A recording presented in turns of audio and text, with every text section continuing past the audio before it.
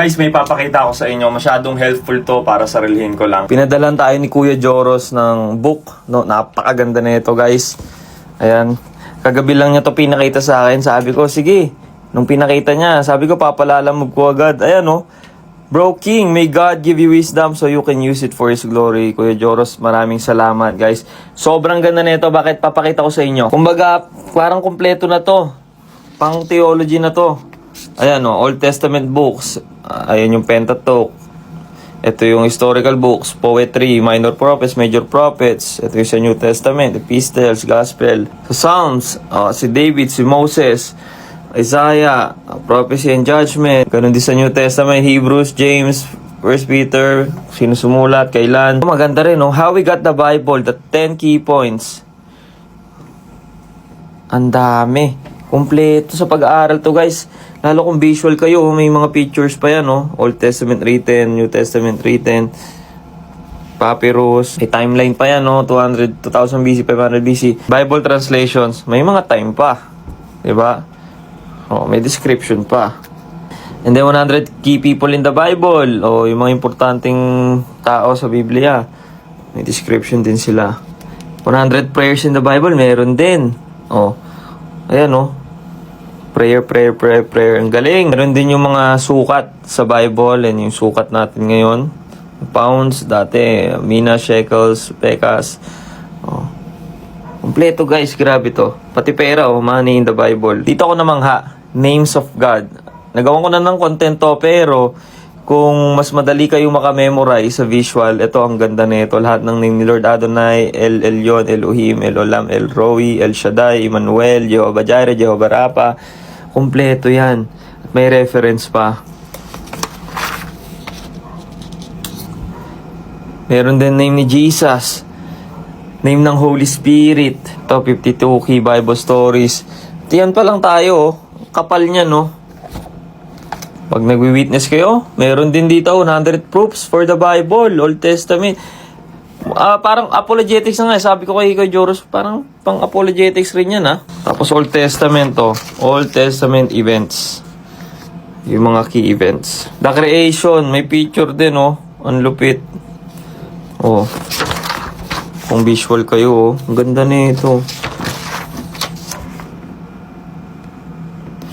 12 tribes of Israel. Meron din, Ang galing. Pati yung key to the tabernacle. May picture din, Tapos yun yung golden lampstand, the table of showbread, the bronze altar, the ark of the covenant, and the mercy seat. Pati yung garments of the high priest, may mga stone. The 10 commandments, nandyan din. The judges, nandito rin. Pati feast of the Bible. Ayan, nakalista rin yan. May calendar pa nga, Ayan, kumpleto to, guys.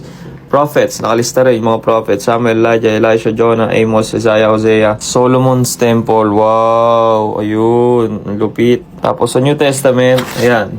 Genealogy of Jesus. Tapos nandito rin yung 100 propesya na na-fulfill na ni Jesus. Miracles of Jesus. May parables of Jesus. Beatitudes, nandito rin. Ang galing. Tapos, 12 disciples, may short information sila dito. Galing naman ito. Herod's Temple, may image pa. Itong lupit, guys, Jesus hours on the cross. Ito yung mga last 7 words na sinabi niya. I'm thirsty, it is finished. Tetelestai, Father, into your hands I commit. Kung anong oras niya sinabi. Tapos, andyan lahat, naka-visual lahat. Tapos merong evidence for the resurrection. More on apologetics nga ito kasi mapag-aaralan nyo talaga. So, pag may mga nagtanong sa inyo, masasagot nyo. Ayan, objection 1, objection 2. The armor of God, galing. Shield of faith, the helmet of salvation, breastplate of righteousness, belt of truth, the sword of the Spirit, the gospel of peace. Tarin dito yung fruit of the Spirit, love, joy, peace, patience, kindness, goodness, faithfulness, gentleness, self-control. Ito yung 7 churches din sa Revelation, Pergamum, Thyatira, Smyrna. Ito ko mas lalong humanga. Kasi andito yung 4 views of the eschatology of the end times. So may premillennialism, dispensational premillennialism, may amillennialism, may postmillennialism.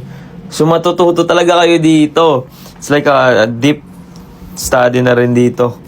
And then mapa, Middle East and Central Asia.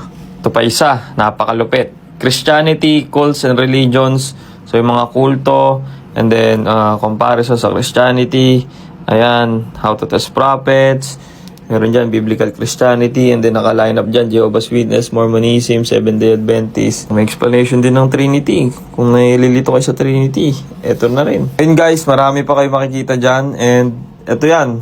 Sabi ni Kuya Joro, sa Shopee niya lang binili, wala pang 1K daw yung price, so mura na yon, no, sa gentong libro na parang andito na lahat. Screenshot nyo na lang, Bible charts, maps, and timelines. And then, makikita nyo na yun sa Shopee. Maraming salamat Kuya Joro. Sobrang helpful na ito. Mga kapatid, hanapin nyo na to. Sobrang worth it na ito. At abangan nyo, mamimigay po ako ng study Bible. Abangan nyo lang.